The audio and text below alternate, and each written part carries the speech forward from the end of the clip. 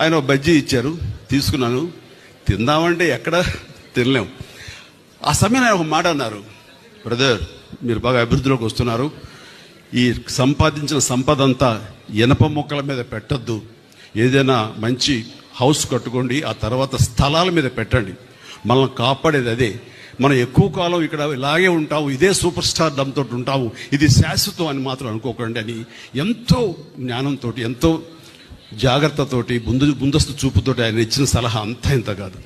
అప్పటిదాకా మంచి కారు కొనుక్కుందామా, ఇందాక మన కృష్ణదేవరాయ చెప్పినట్లుగా అప్పట్లో టయోటా సెరా అని చెప్పేసి తలుపులు పైకి తెరుచుకుంటాయి వింగ్ టాప్ లాగా, అది చాలా ఫ్యాన్సీ.